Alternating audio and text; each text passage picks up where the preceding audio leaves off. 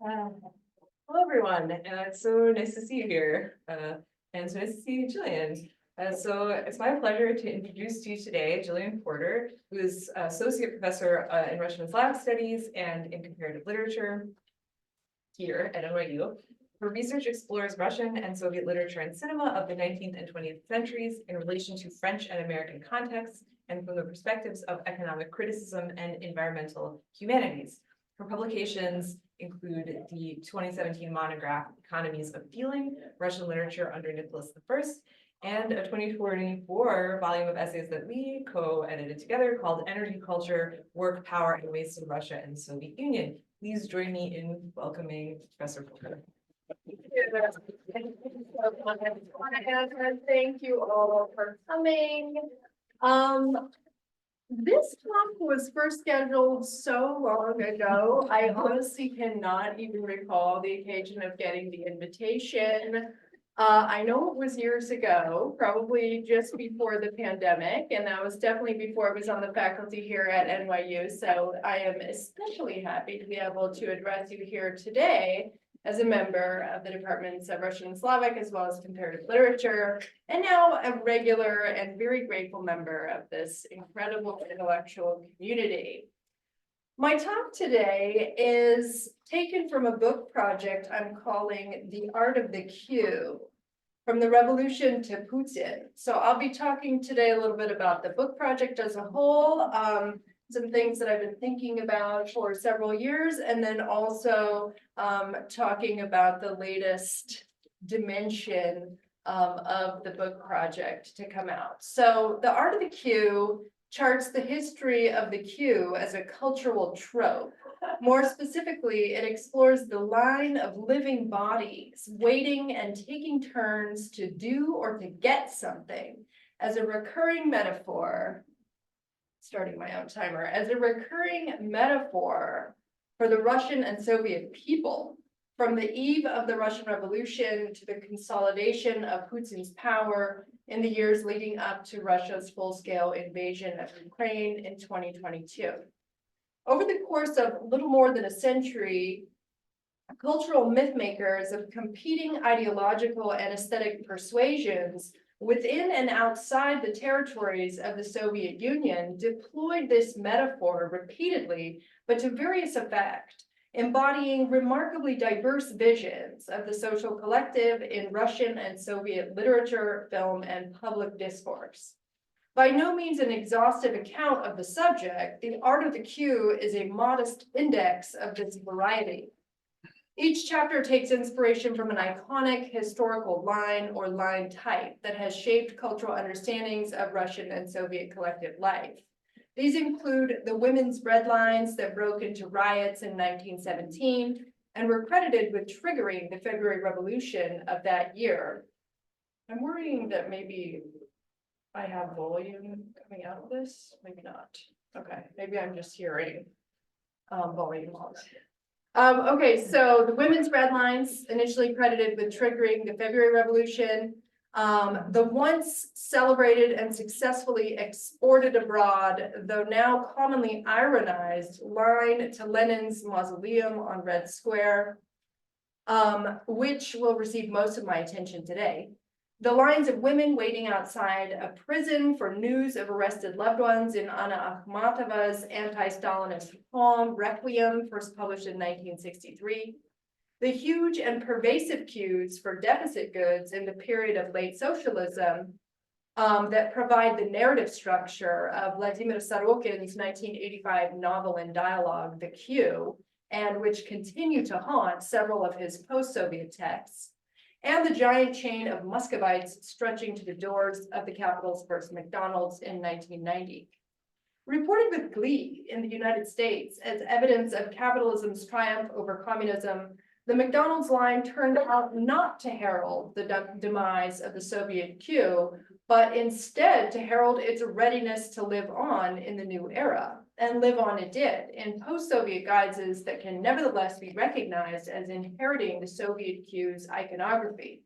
It is this surprising afterlife of the Soviet queue that I mean to signal in the title of my introduction, the living line, which as a literal translation of the Russian phrase "живая очередь" is commonly used to distinguish lines of living bodies, such as the one shown in this photograph, from the queues on paper or lists, which determined the order of allocation for major appliances, apartments, and cars in the last decades of the Soviet period. It is the line of living bodies waiting together under the auspices of order that remained productive as a metaphor for the Russian people well into the second decade of the 21st century, as seen in the state media coverage of the lines of worshipers who assembled to venerate traveling saints' relics, like the belt of the Holy Virgin in 2011, or fragments of St. Nicholas the Wonder Worker in 2017, and of the sensational ticket line that sprung up in 2016 for an exhibition of the pre-revolutionary Russian painter Valentin Serov, known partly for his portraits of the last imperial family. And that is the photo of the ticket line for the Serov exhibit that you're seeing now. The lines for these relics and artworks surged after Vladimir Putin took his own turn to venerate them. And in fact, what these lines confirm is that the symbolism of waiting together en masse and taking turns to get, do, or perform something has a history long predating the Russian Revolution, as line formations have been key to various forms of rituals at once religious, aesthetic, and political. Indeed, both in practice and in representation, lines are entangled with processions and other cultural configurations involving the ritualized performance of waiting or simply following as a spectacle of social participation and adherence to whatever and whoever is at the head of the line. And this has been true in Russia and elsewhere for millennia. Recognizing this long and tentacular legacy of queue formations led to one of the first surprises I experienced when I started working on this book. I came to this project through Sorokin's novel about a giant queue in which thousands of people huddled together for days, hoping for a chance to purchase highly coveted commodities of foreign import, trophies as they were known. And on the basis of that work, I initially thought this was going to be a project about economics and everyday life, about an endlessly extended present oriented toward an elusive dream of future abundance, whether communist, capitalist, or, as in the case of Sorokin's novel, a strange mixture of the two. Images like this painting by Alexei Sundukov also seem to support this economic and future-oriented understanding of the queue. But as I explored more queue-centric texts and learned more about the precedents and successors to Sorokin's and Sundukov's, it quickly became clear to me that standing in line is about a lot more than wanting to buy something, and that the art of waiting is also an art of remembering. And on that note, it's worth mentioning that Sundukov, whose painting we're looking at, received his artistic training precisely in monumental painting. And the life-size figures of his queue painting, which is hung a couple of feet above the heads of visitors in the Russian Museum in St. Petersburg, looks a lot like a monument, a memory aid designed to publicly preserve an aspect of Soviet history deemed especially worth remembering. In my view, the painting memorializes not only the countless queues people stood in while shopping over the course of the Soviet period, heroizing and ironizing them at once, but also a whole series of other types of queues and other representations of queues that were formed for the purpose of remembering. As the US sociologist Irving Goffman has pointed out, any turn-taking queue is a mnemonic device. It uses the body as a temporal marker so that people can remember their place or their turn in time. Sundukov's painting is, as it were, at the back of the line of this long line of previous lines that came before it. In other words, the painting stretches not so much, or at least not only to some indiscernible future, but in fact to an endlessly repeated past. And yet, if any queue is a memory aid, since the early 20th century, queues in general and some queues in particular have exerted special force on the Russian and Soviet cultural imagination. And Sorokin's novel and Sundukov's painting derive their power from simultaneously recalling and inverting or subverting their meaning. I want to advance to this image of the line to Lenin's mausoleum on Red Square. To be sure, it's hard to imagine any monumental image of the late Soviet queue that does not in some way refer back to the line to Lenin's mausoleum. The line of Soviet communism, which as of this year, the centennial of Lenin's death, has stood intermittently, albeit in generally shrinking form of late, for 100 years and counting. In fact, the Lenin line itself recalls a wide range of symbolically potent cues that came before it. The much photographed iconic single line stretching and turning across the square at specific angles following markings that are painted on the ground may be seen, first of all, as an outgrowth of, and in my view, a memorial to the multi-day Q spectacular that followed Lenin's death.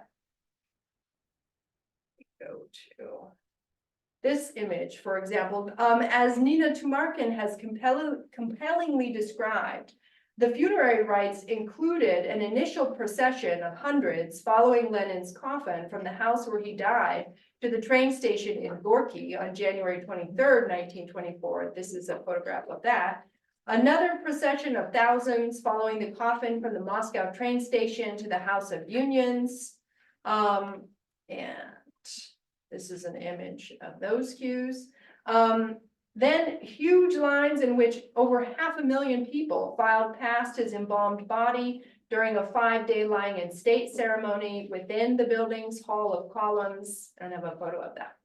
And yet another line in which many thousands more streamed past the temporary mausoleum that was constructed by the architect Alexei Shultsev for the funeral that was held in freezing temperatures on Red Square on January 27th. And I don't have a very good image that shows you the first temporary mausoleum, but it's a small wooden structure obscured by these folks who are streaming past it. Together with the embalming of Lenin's body, the construction of another larger, though still temporary museum in the spring of 1924, and the completion of the final granite mausoleum in 1930 allowed for an extended leave-taking ceremony that stretched on for months and ultimately years, with political officials, foreigners sympathetic to the revolutionary cause, and generations of ordinary people showing up to take a turn past the ever more mysteriously and uncannily preserved remains of the fallen leader. And in this image of the 5th Comintern Congress, we see several notable officials and foreign members of the Comintern. So for example, here we can see the Bulgarian Vasil Kolarov right here, who was presiding over the Comintern. This is Zinoviev over here. This is M.N. Roy, right here, the founder of the Indian Communist Party. And here is Trotsky coming out of the mausoleum.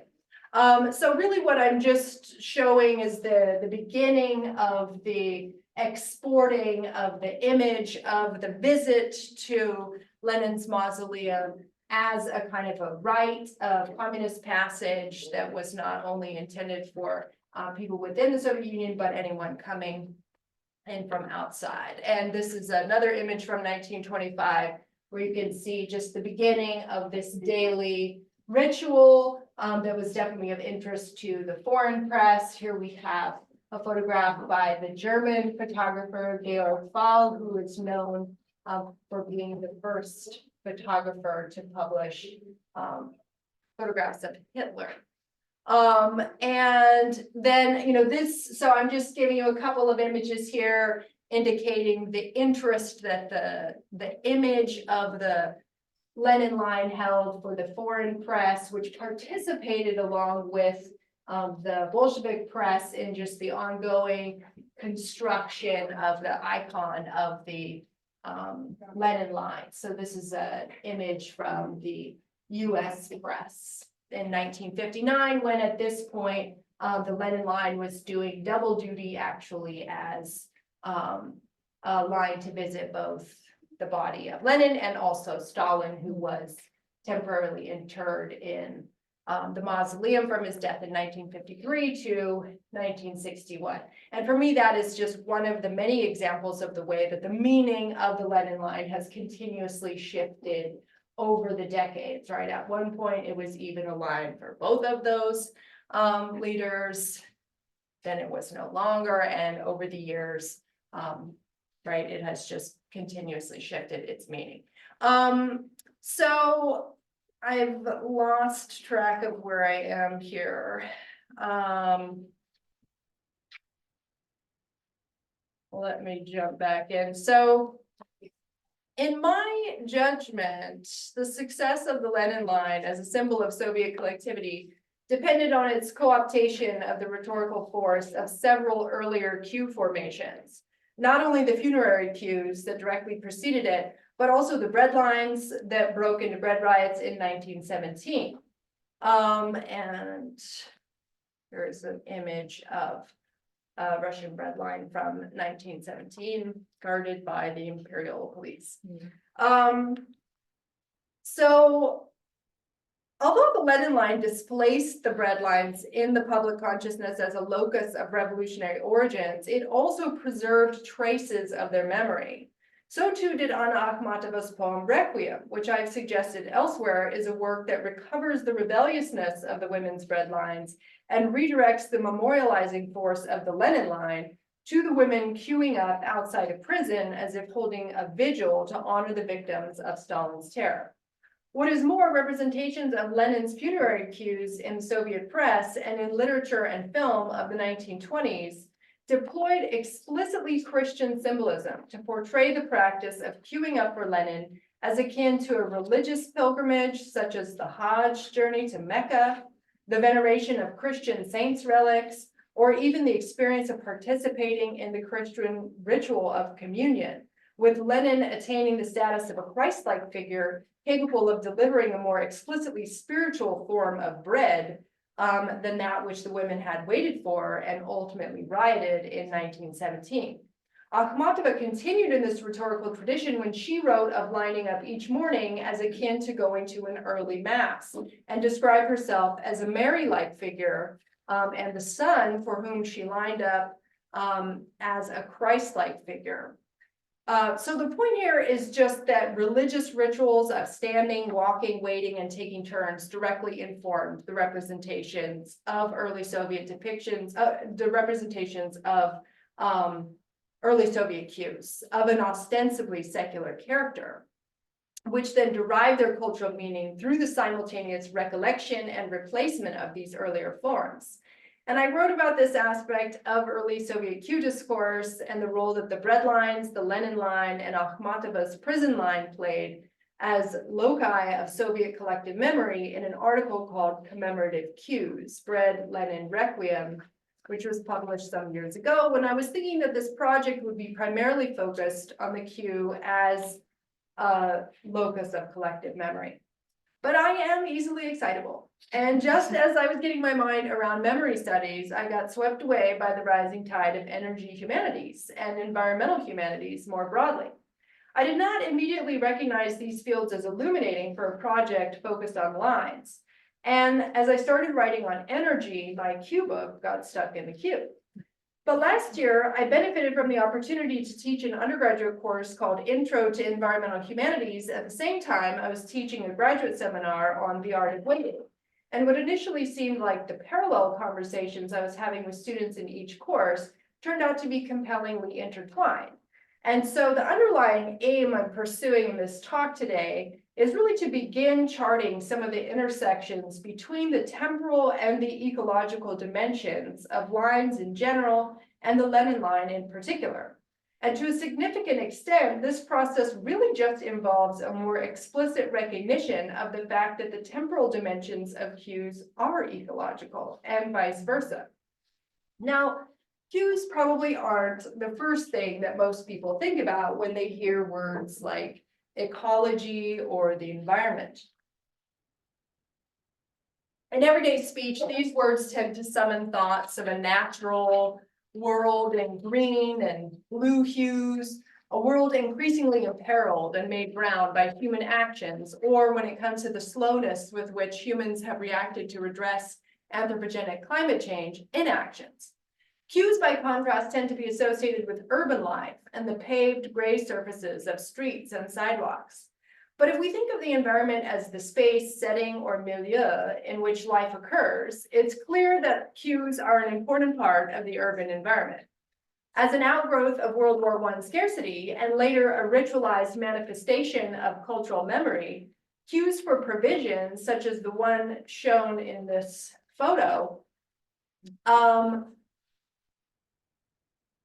I keep losing my place on my script every time I look at the thing. Okay, so cues as shown in this photo, also the funerary cues that gave birth to the Lenin line and the prison lines memorialized in Akhmatova's Requiem were surely a crucial component of the environments of Russian and Soviet modernism.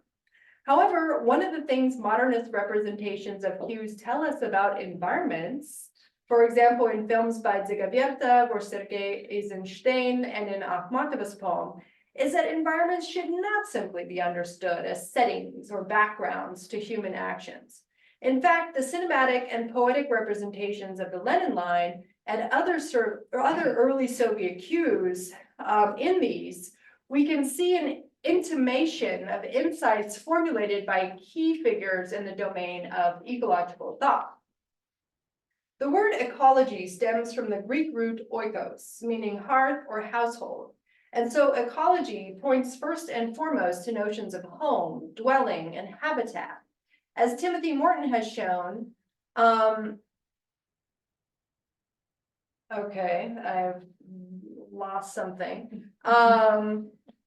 Yeah, I don't know. As Timothy Morton has shown, ecology isn't just to do with the science of ecology, but also with art, philosophy, literature, music, and culture, as well as factories, transportation, architecture, and economics.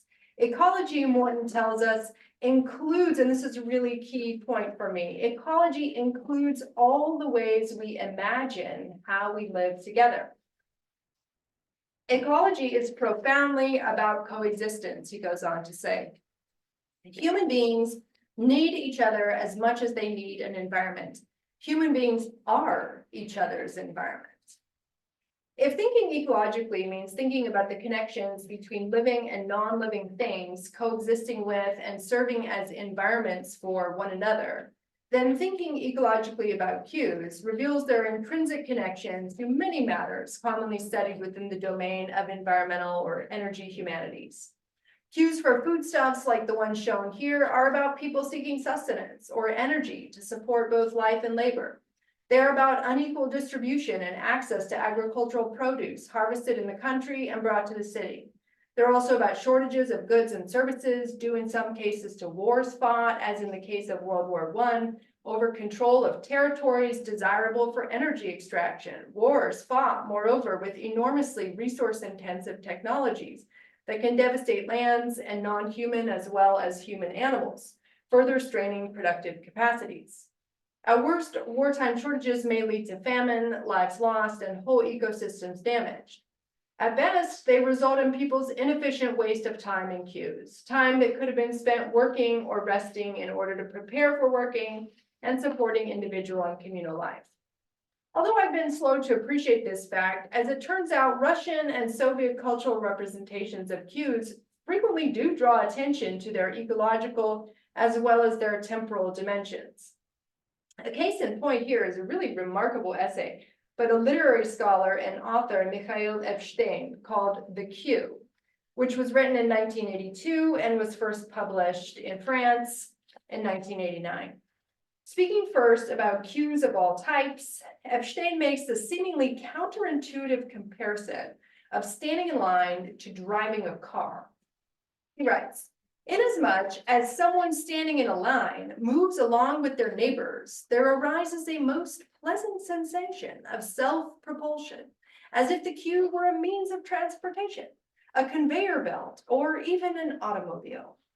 Indeed, in terms of comfort, a cue is not far inferior to an automobile, with the main difference being that what separates a driver from their goal is a large space and a little time. And by contrast, what separates someone in line from their goal is a large amount of time and a little space.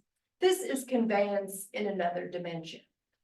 This unexpectedly dynamic image of the queue as a kind of vehicle that comfortably carries people through time is at odds with commonplace understandings of queues as exhaustingly static structures that temporarily entrap people, arresting or at least slowing their movements through space. The fossil fuels Epstein does not mention directly, but which implicitly would power the queue-like conveyor belt and automobile he invokes, prompt reflection on what, if any, kinship there might be between queues and the other mechanisms of mobility that depend upon the conversion of the various forms of energy that sustain life and produce waste.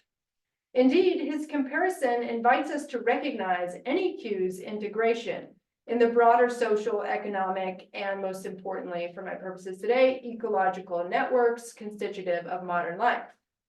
Epstein's essay makes vivid the temporal dimensions of these networks, including not only the planetary and cosmic time cycles that are essential to all life on Earth, but also the various temporal logics that structure urban environments, the daily rhythms of operating hours and deliveries that determine when goods, services, or even jobs will be available, social principles like first come, first served, and social hierarchies that determine how much time people from different demographic groups are likely to spend waiting and under what conditions.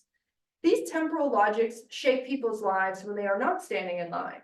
But the queue's distinction here is, even when they're not standing in line.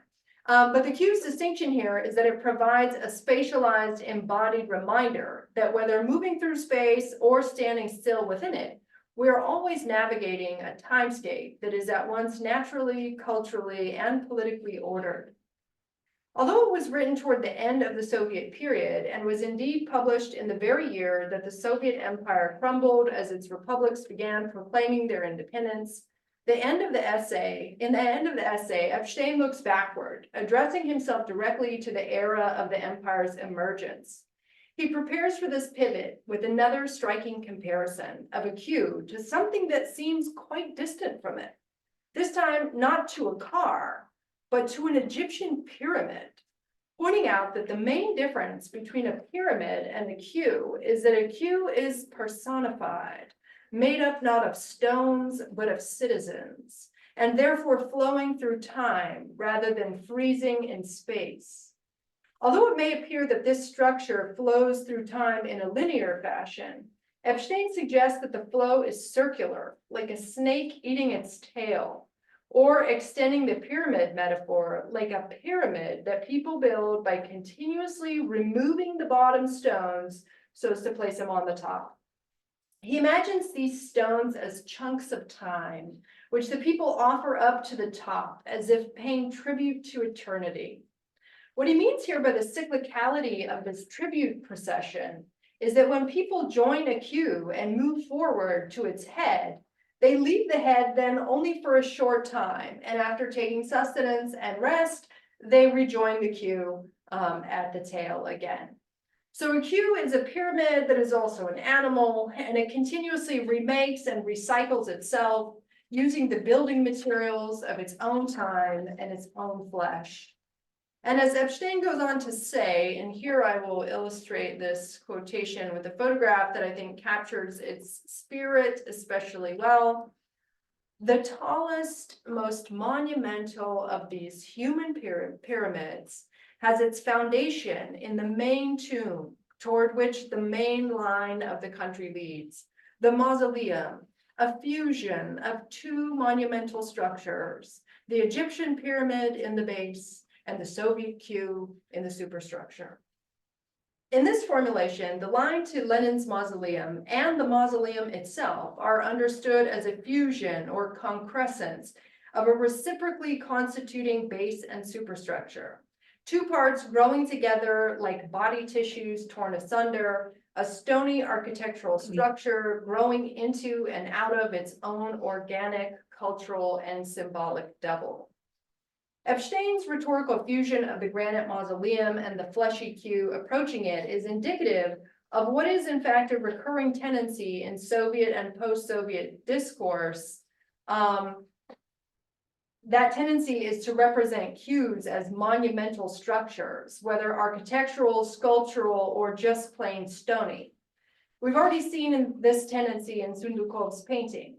Another example of it comes later in Epstein's essay, when his reflection on cues as Egyptian pyramids that similarly enshrined the rulers of a great civilization, searching for a way to fight the forces of death and decay, turns his thoughts to the early 20th century Russian philosopher Vasily Rozanov, an admirer of ancient Egypt who died too soon after the revolution to witness what Epstein characterizes as the crystallization of a similarly streamlined, wise yet complex Egyptian sensibility in early Soviet architecture out of the chaos of the revolutionary years. Suggesting that Rozanov would have approved of this development, Epstein writes, "For out of the seething, demonstrating crowds that had flooded the streets during the period of two revolutions, there was deposited, just like a mature crystal, a new strict geometric style along the line of the cues that had formed." This crystalline image of the Lenin line seems all the more compelling and motivated given the fact that the designer of the glass-encased sarcophagus in which Lenin's embalmed body was placed on display in the mausoleum specifically stated that his initial design was meant to resemble a crystal. That design was deemed impracticable and a simpler model was adopted, weakening the visual illusion to a crystal only somewhat. Thus, if the cue to the tomb merged organically with the tomb itself, so too did it merge deposit-like with the crystal at its head.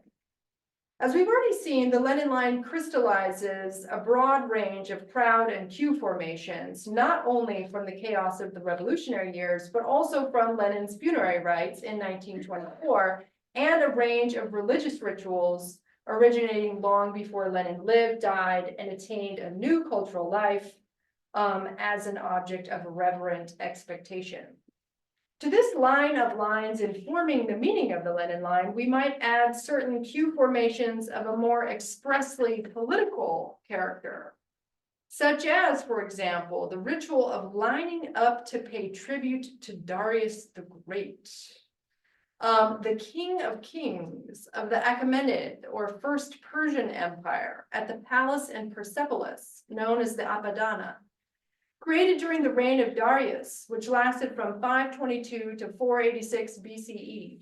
The palace was built as a ceremonial reception hall in which the king of what was until then the largest empire the world had ever known received tribute from the peoples across his lands.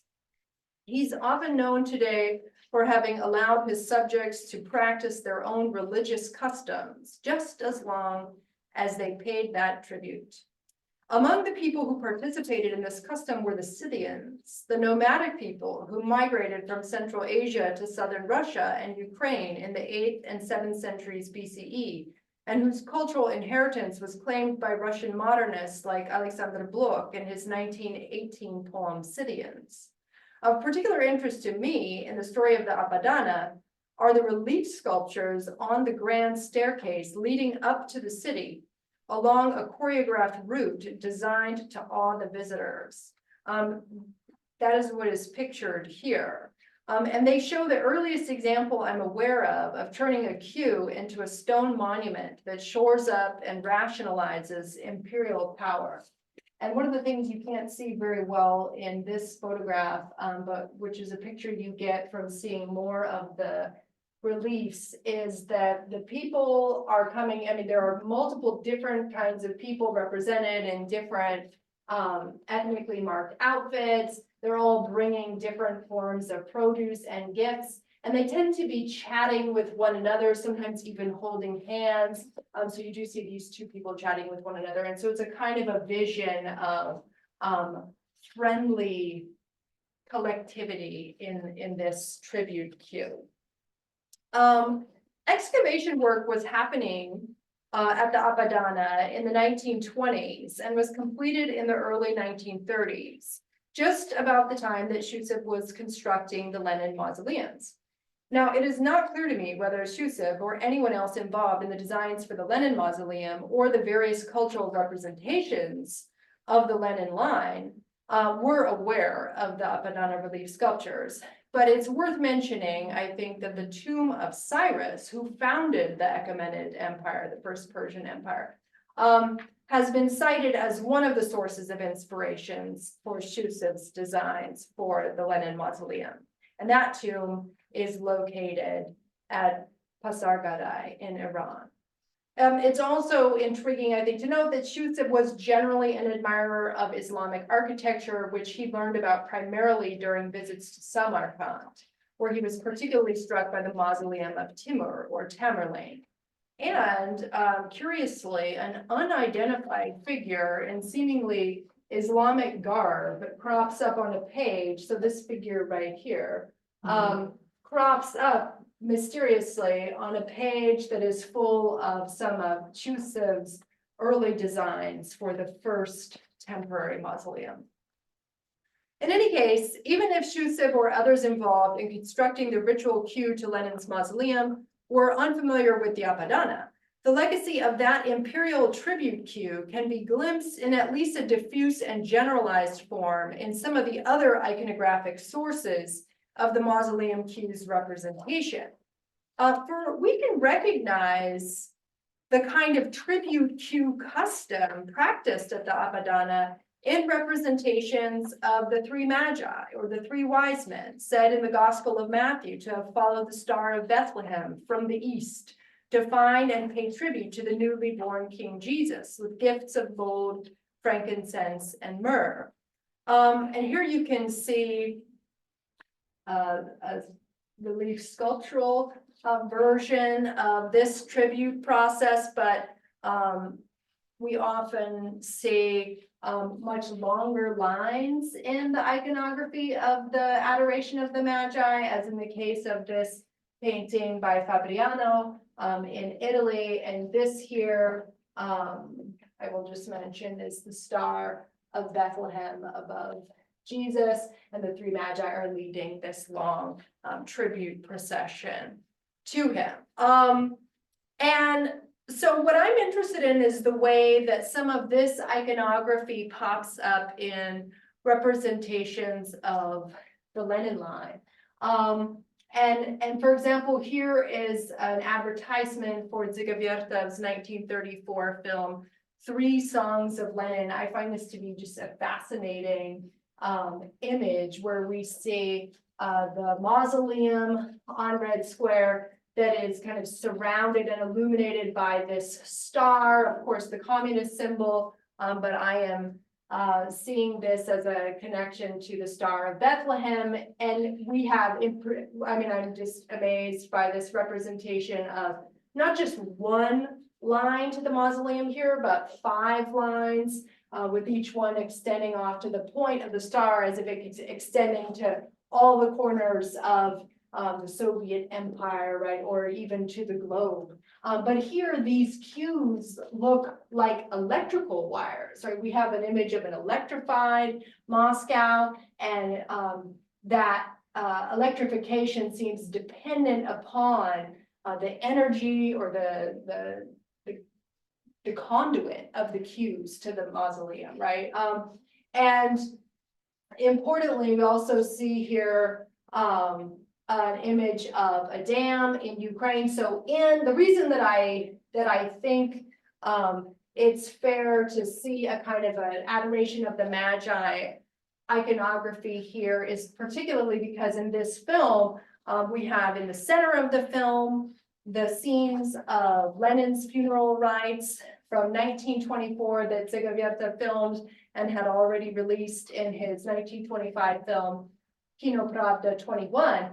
That's in the center of the film, but then in the first and the third part of the film, what we have in the first part is this idea of the peoples of the Soviet East. We have this generalized figure of the Soviet East, and the people who in particular are women, who are highlighted as receiving enlightenment from the example of Lenin, being inspired by him to learn to read, to cast off their veils and so on, and to engage in the work of building communism. So, and their energies and their activities are aligned in the film with the activities and the processions and the lines of pioneers and other brigades of workers, and by implication, just the people from across the Soviet Union, who then are represented as streaming together to the funeral rites, and then later to the mausoleum on Red Square. And then in the third part of the film, we have focus on the Dnipro hydroelectric station, and that's what we're seeing here. And there's the implication that all of these energies of labor and learning and lining up are all part of the network of Soviet power that is animating the state. And so I see that I'm really coming to the end of my time. So I'm just going to move through a couple of images where you can see the funerary cues that I was just talking about here from Kino Pravda 21. We also see how the funerary rites in Zagabierta's 1925 film lead directly then into an animated sequence where people as though leave the funeral and go straight to line up to join the Russian Communist Party. That's the RKP. That's what that's standing for. So I think, and then I wanted to show you this image where we have the image of Lenin that is this is a projected image of Lenin as though animated and brought back to life. It's projected over the sky over the second temporary mausoleum. So this is in Kino Pravda 21, where we see the energies of the masses lining up to pay tribute to Lenin, again, kind of powering this miraculous illumination. So I think I'm just going to jump to one point that I will offer in lieu of a real conclusion, more of a gesture to some of the lines of inquiry that I want to pursue moving forward. And that's really to make one somewhat provocative suggestion that although the cultural representations and recollections of the Lenin line that I've been discussing today certainly may be seen to recycle imagery from a wide range of previous cue forms, they also manifest an ecological sensibility that deserves to be recognized as having arisen precisely in the historical and cultural context of Soviet modernism. Indeed, the oscillation between stony monumentality and energetic liveliness that is visible in Soviet representations of the Lenin line, like the ones I've been discussing, call to mind the writings of the Russian-Ukrainian biogeochemist Vladimir Vernadsky, who in 1926 offered the first theoretical formulation of the concept of the biosphere.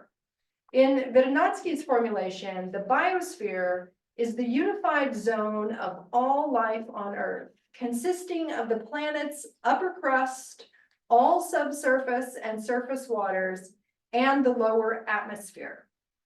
For my purposes today, it is most notable that Vernadsky stressed the fundamental interconnectedness of organic and inorganic matter, revealing, for instance, the reciprocally constituting relationships between living beings and rocks.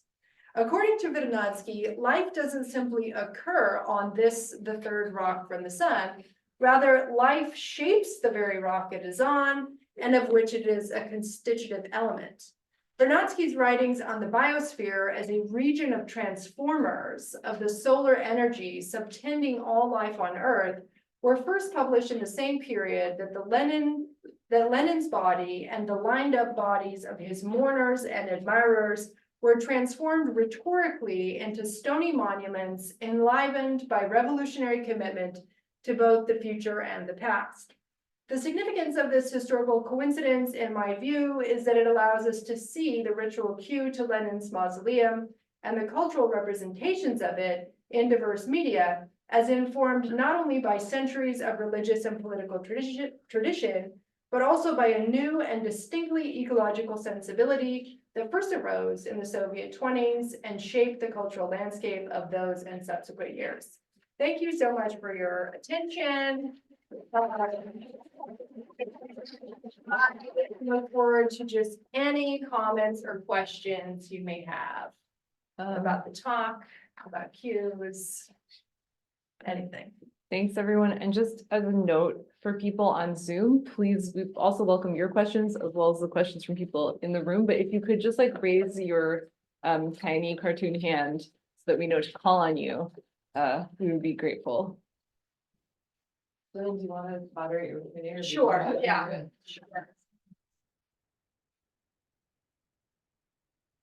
Dimitri, so how do I handle that? I'm doing that. Okay, thank you.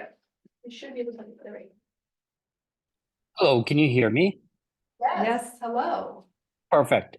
Sorry, just cannot seem to switch on the camera.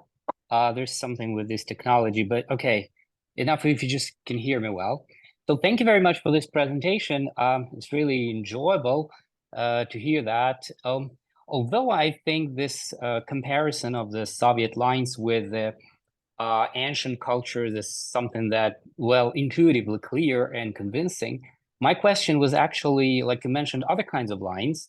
And I was wondering if you researched any other kinds of line, like you mentioned the bread line, and what might be the correlation? Like sometimes these sacred lines coexisted with this kind of more pragmatic lines, like people lining up at grocery stores. Sometimes one replaced the other, like people closer to the end of the 80s, people stopped lining up at the mausoleum, but this famous picture of the first McDonald's being opened in Moscow and people queuing up there.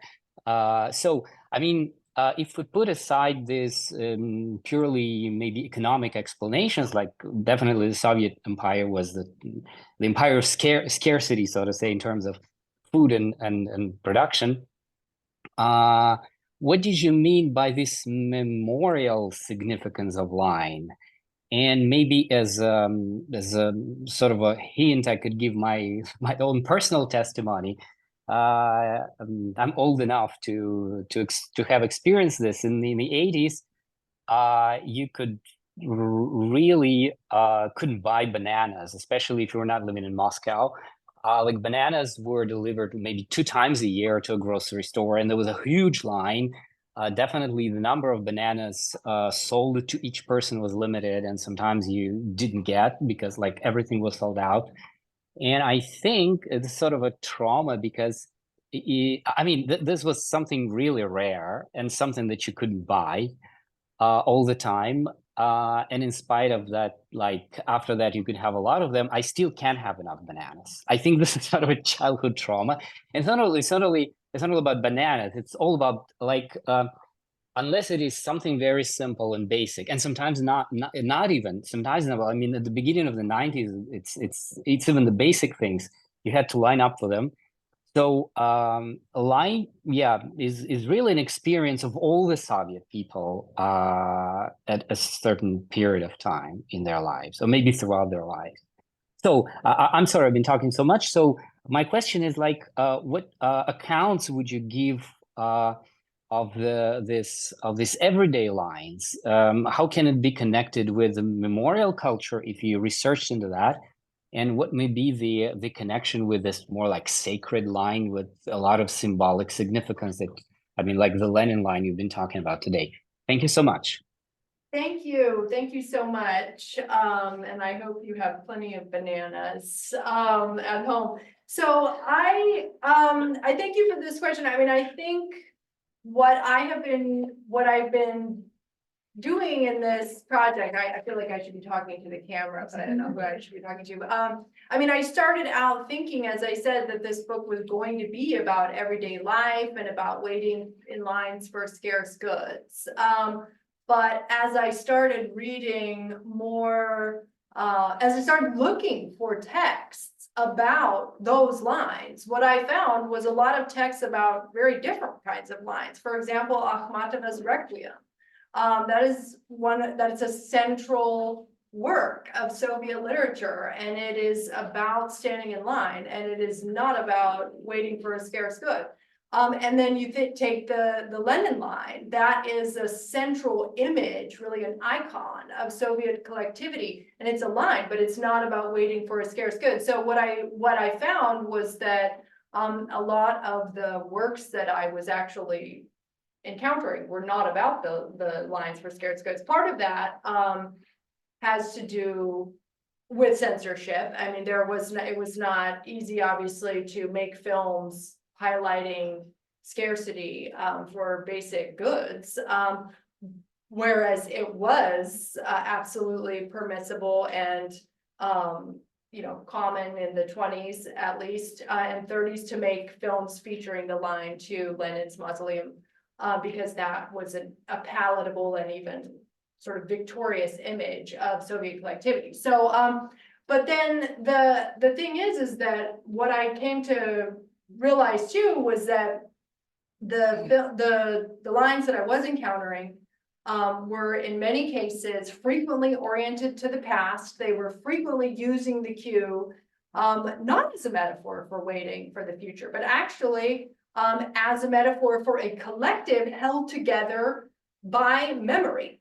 And so I've been trying to explain that, and this helps, I think, to understand the enthusiasm for the long lines to venerate relics in the Putin era, or the line to the Sidov, the pre-revolutionary painter Sidov's exhibition. I mean, these images of standing in line have been promoted on Russian state media in the Putin era as positive images of post-Soviet, right, of contemporary Russian collectivity that is going back to a previous era of orthodoxy and a kind of a vision of the culture as aligned in Christian ritual, but closely aligned also with the state. So what I have found is that actually most of my project is I'm just not focusing on the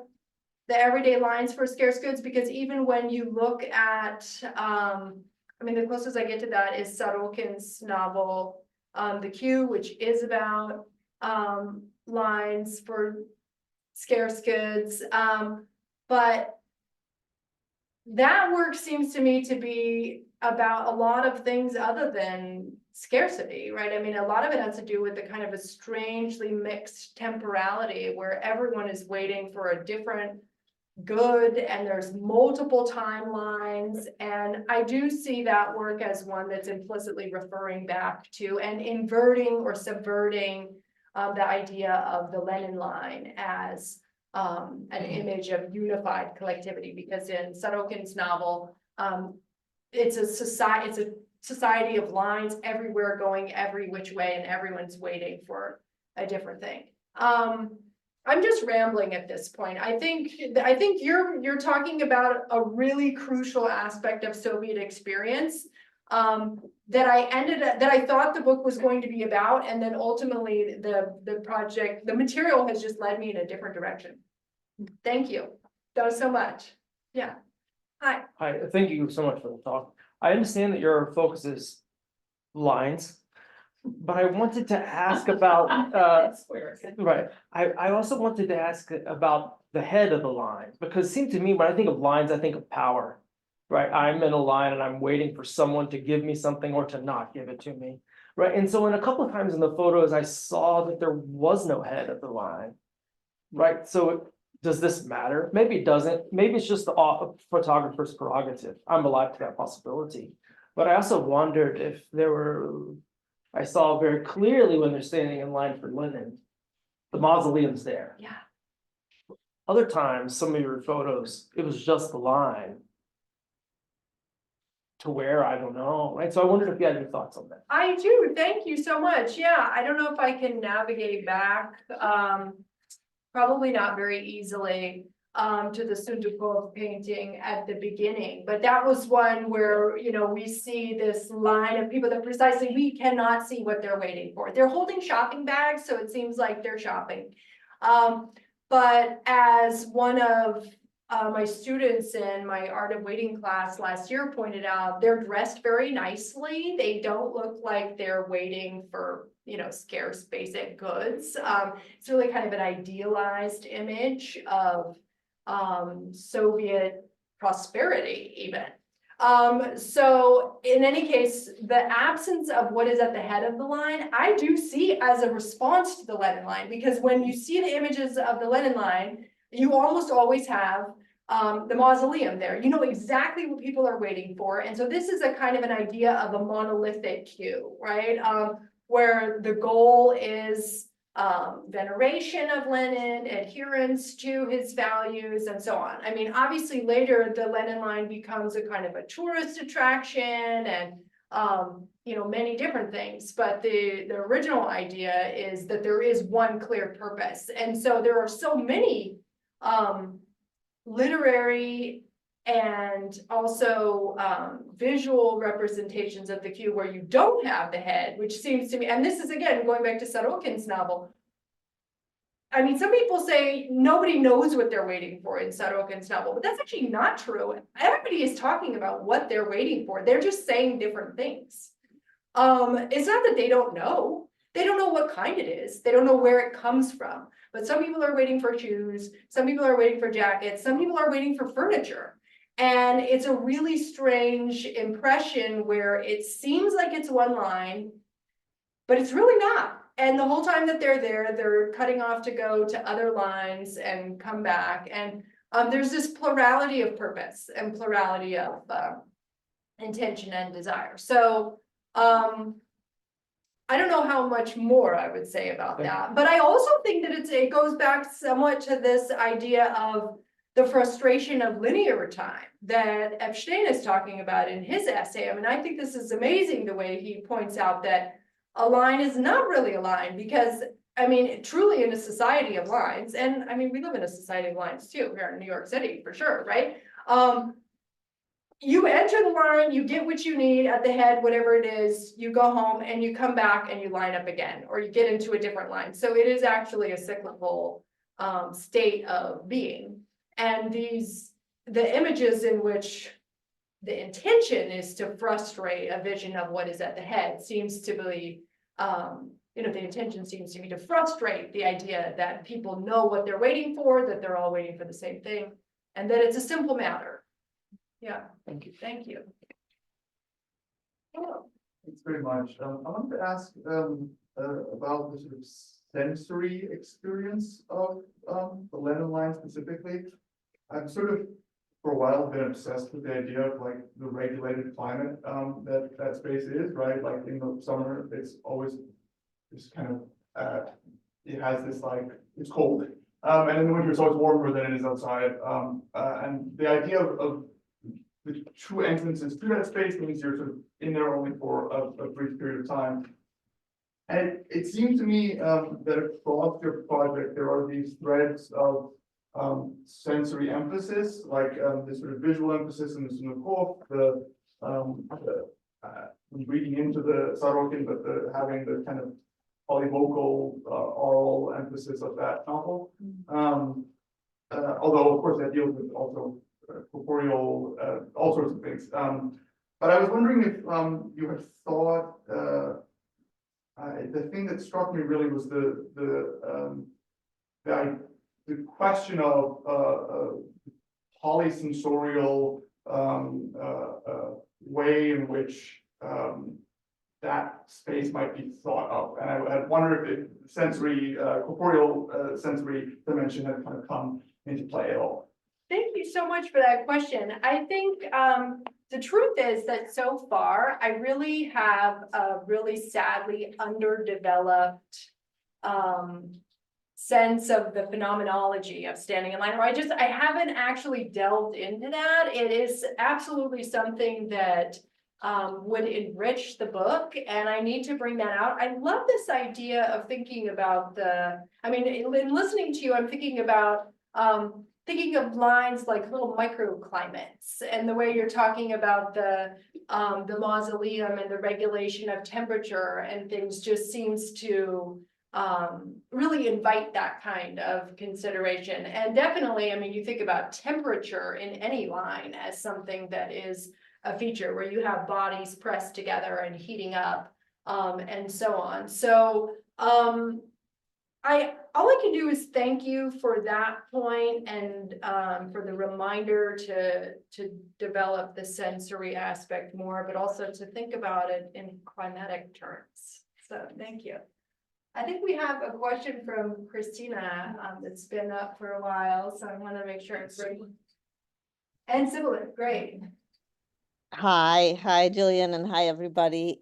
This is very exciting. I've always loved the project, and I think this turn towards the ecological is intriguing. I'm trying to wrap my head around it, and one way that I was doing it is actually in line with the previous question about, thinking of the line as kind of participating in an ecosystem, just how aware you are when standing in line of things like temperature, of things like the environment, right? So I think that kind of phenomenological take would be interesting. And there is a strange tension to me in the line of how much you feel the environment, like having also stood in line for bananas and everything else, like you're very aware of the cold and of, but the way that other people, you mentioned that we are each other's home and we are each other's ecology, right? Something really, many different strange things happen in lines in terms of the way that we relate to each other.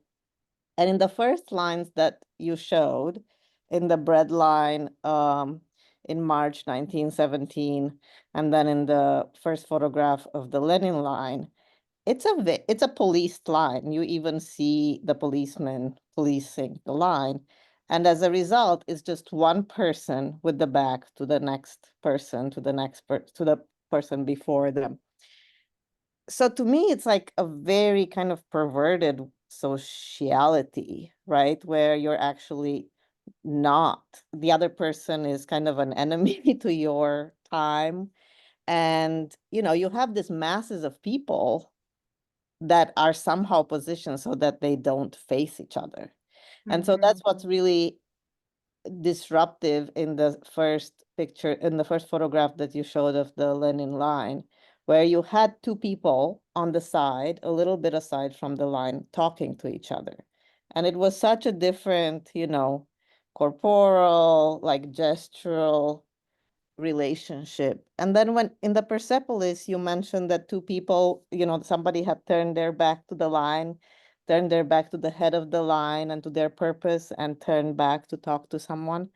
That's in some ways disrupting the line, right? There are just so many ways in which people could act in lines, like in the Magi, in the Adoration of the Magi painting, everybody's kind of like huddled together.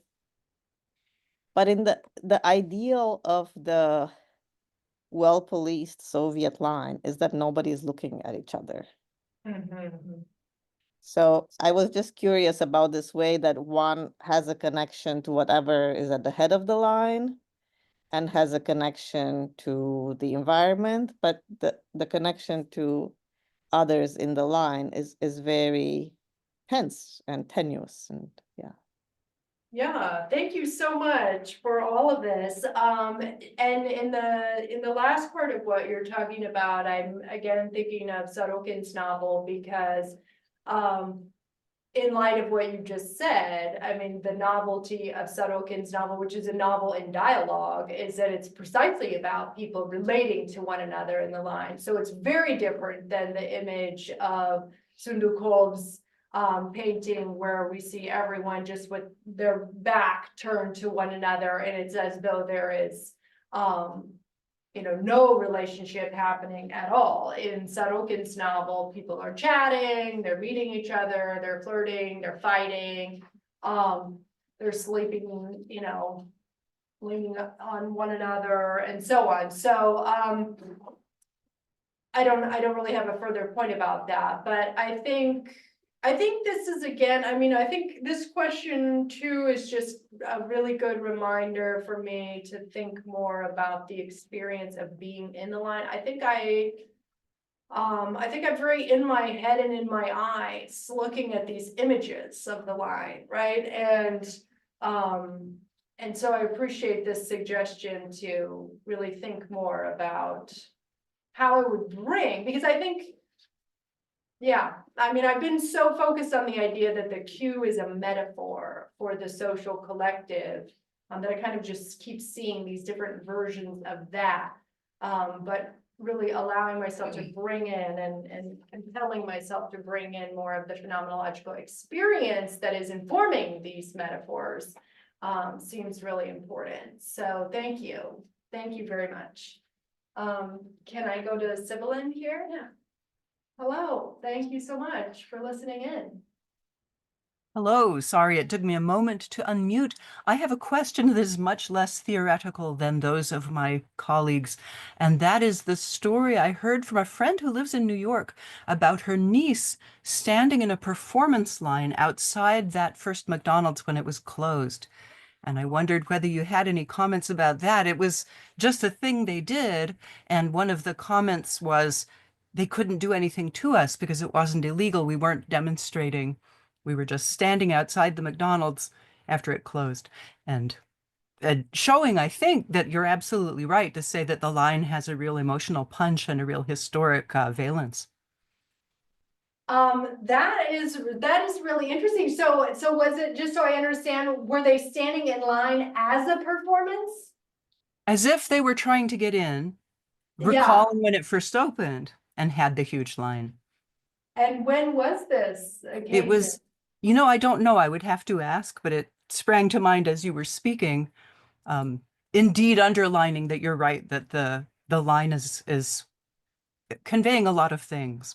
Yeah, and that it is deployed again and again as a kind of a prism through which to see the past, but that which is repeatedly re-enlivened, right, and recycled. So that's really interesting, but it also gets at the basic idea that any line is, and so I appreciate this suggestion because I hadn't really thought about this before, but really any line is a performance, right? Any line is a performance of first come, first serve. It's a performance of adherence to the structure. It's a performance of everyday life in so many ways. And I don't know where to go with that further, but that seems really suggestive. And I'll try to see if I can find any documentation about that because I love that idea. Yeah, I'll ask my friend to tell me so I can forward it to you. Oh, I would be so grateful. Thank you so much. That would be awesome. Thank you. Hello. Hi. I'm a social scientist, so forgive the question not to ask, but I'm wondering about contemporary kind of representations of the queue in Russia. And I work on Ukraine, so this is going to be like a very obvious question. But especially with regards to Russia's war in Ukraine, right? Like how has the presence or absence of queues for like military officers been represented, or how has the queue of Russians at the border when the war broke out or when the mobilization was launched been represented? But then conversely, and actually the McDonald's story made me remember McDonald's closed down in Moscow, right? The international corporation, and then when the rip-off McDonald's opened up that was locally owned, people queued for that in like a kind of interesting kind of like, I don't even know what you'd call that, resonance or reflection or something. So I'm just wondering if your project is kind of it seems very firmly rooted in 20th century culture, but I wondered if there'll be kind of like a nod to that and if you have thoughts on some of those things.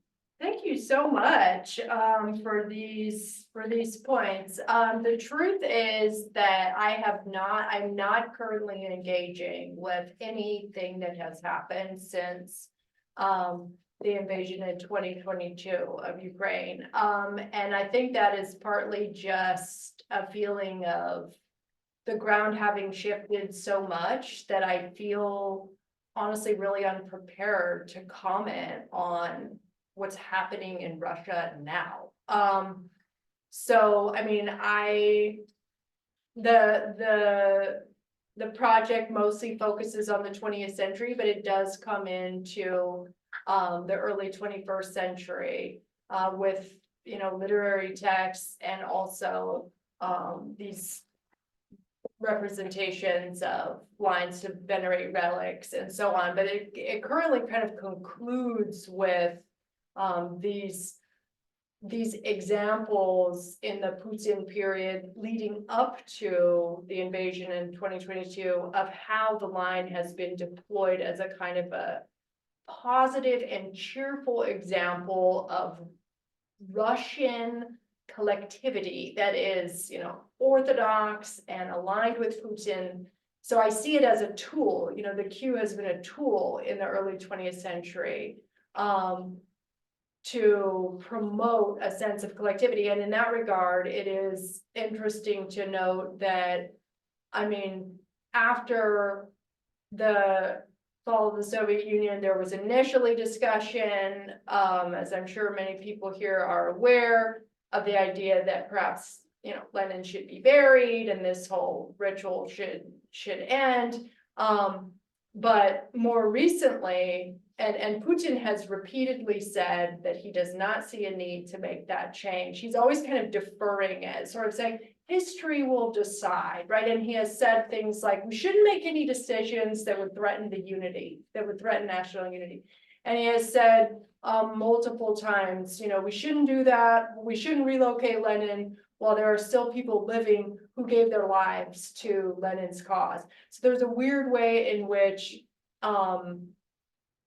people waited in line to visit the mausoleum, but now people are waiting until such point that they will retire Lenin. But honestly, I think this is a great, I love this idea of thinking about the McDonald's queue, the closure and the reopening or the opening of a local version, but I haven't engaged it.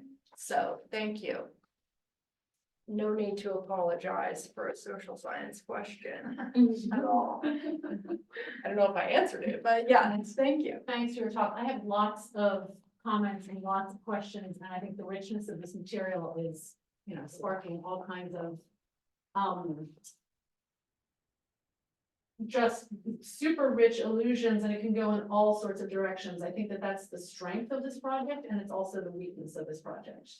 I unapologetically am an art historian, so I want to start by saying something super grumpy as an art historian, and then I want to say some really enthusiastic things. Okay, hit me. The grumpy stuff is the Renaissance painting of the Magi, they're not in line.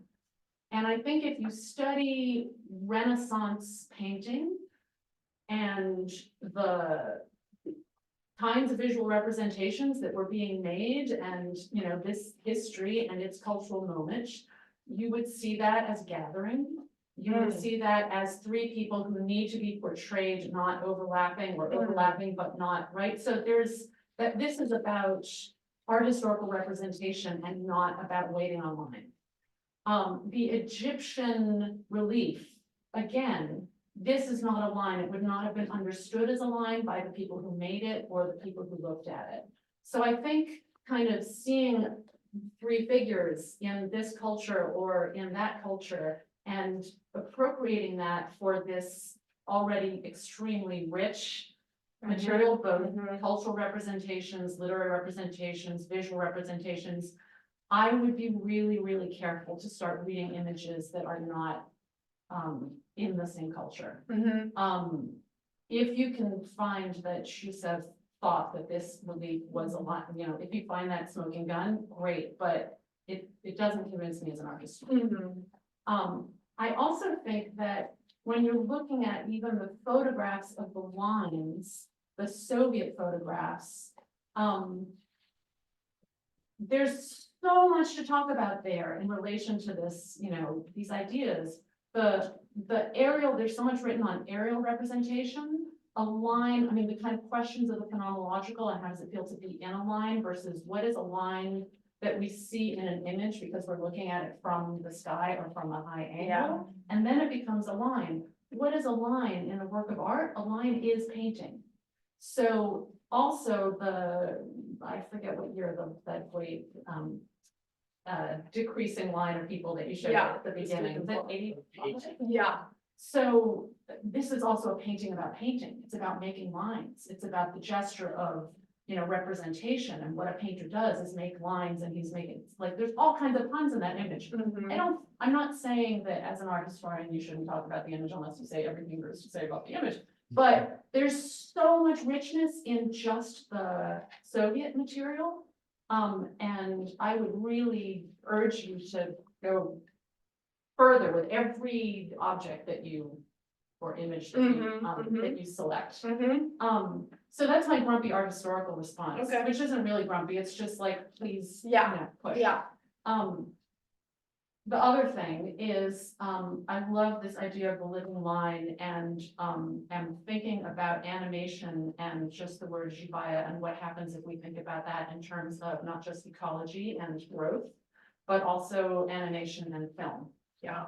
And there's so much there, I think, in relation to your thinking about the ecological that I would love to have you think more about, because it just sounds, what does animation and crystals and the amazing connections you're making between the animate and the stone at the end.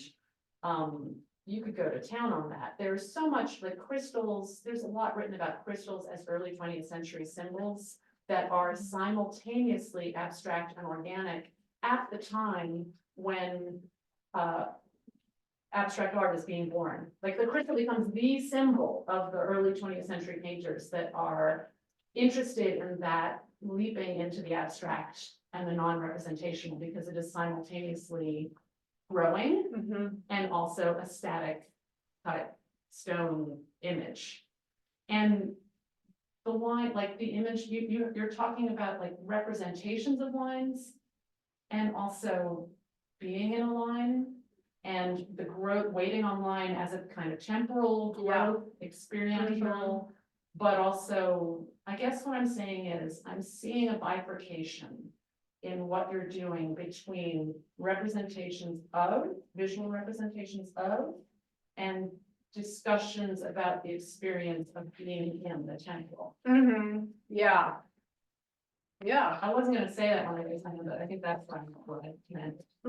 Yeah, thank you. Thank you so much for all of this, including the grumpy parts. I can handle those points and take those points. I definitely I actually really appreciate the point that you're making about the Fabriano and the point that, the painter is not trying to represent a line of people. The painter is trying to represent, people in 3 dimensions, and therefore they're going back and fitting that in.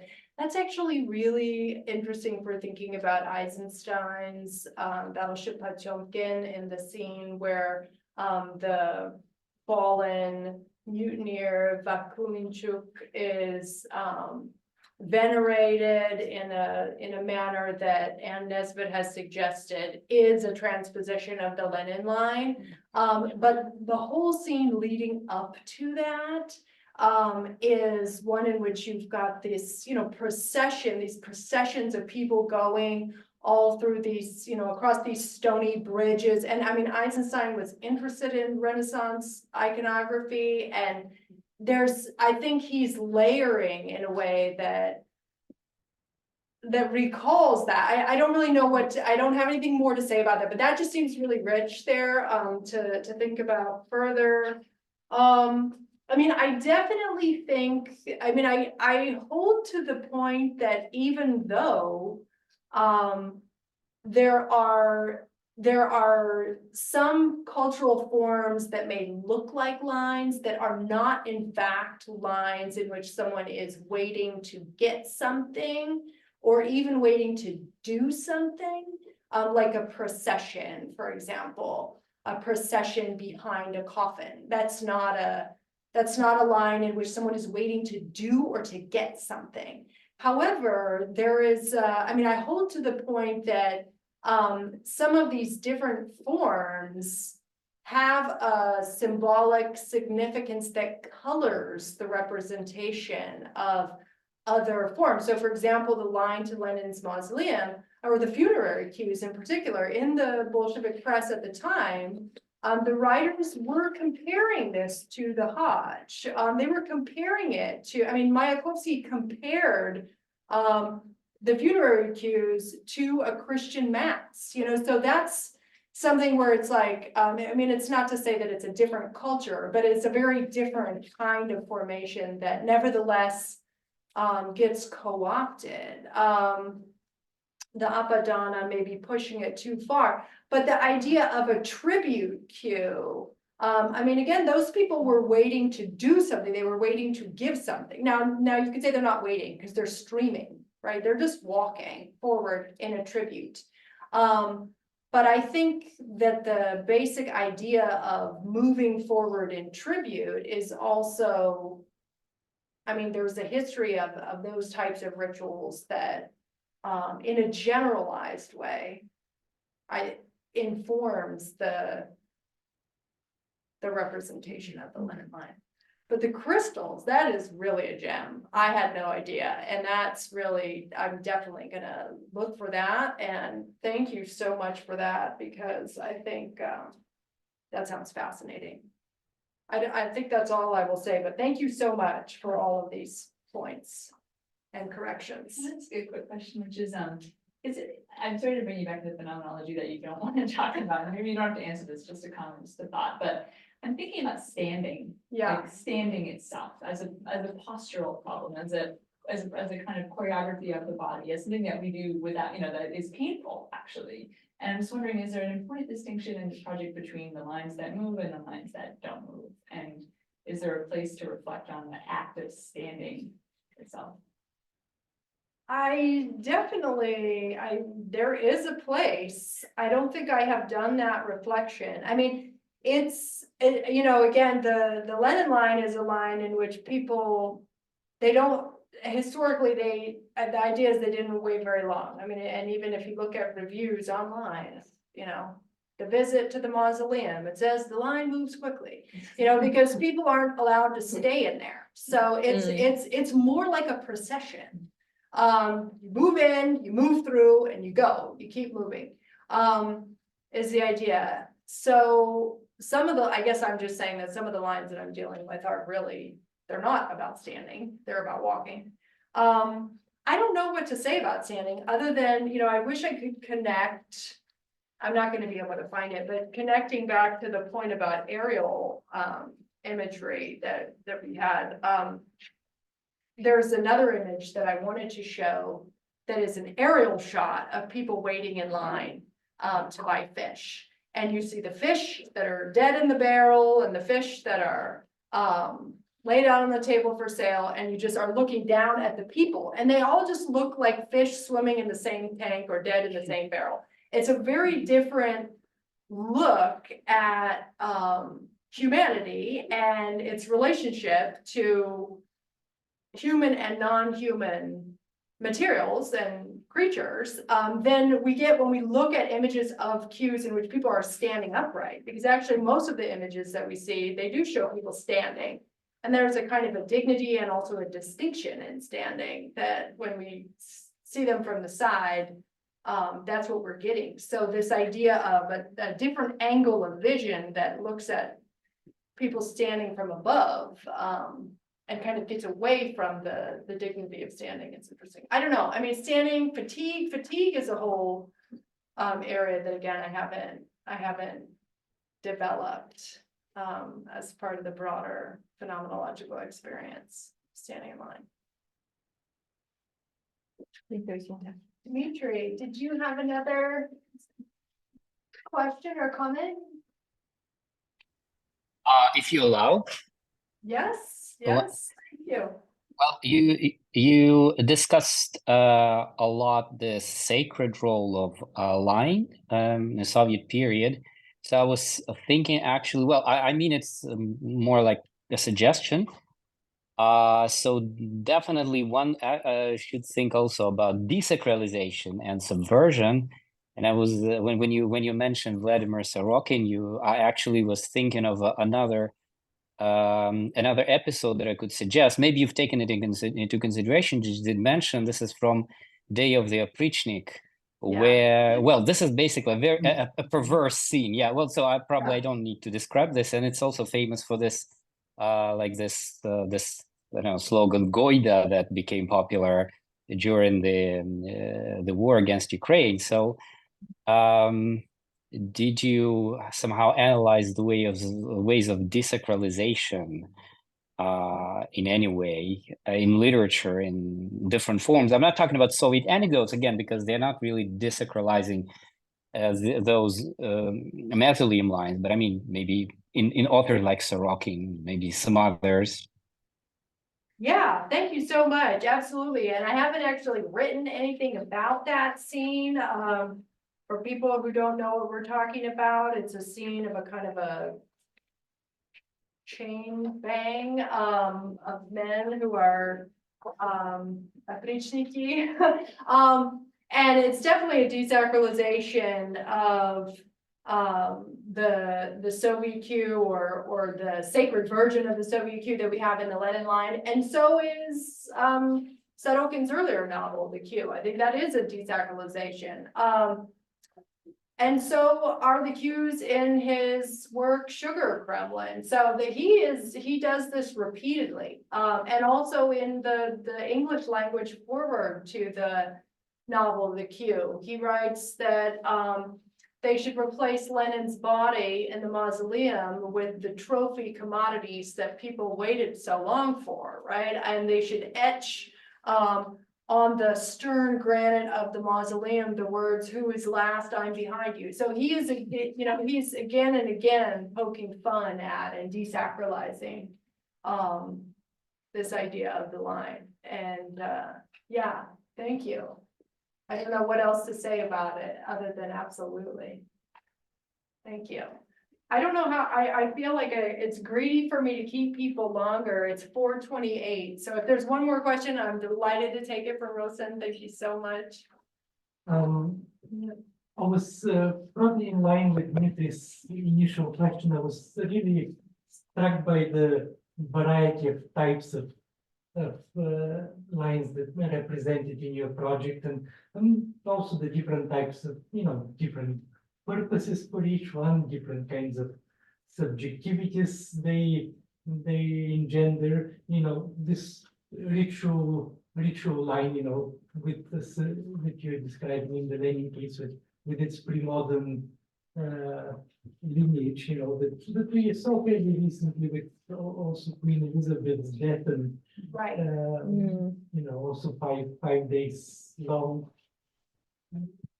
250,000 people, that were being very proudly reported. But really, the purpose of that is to, that's a very deliberate line.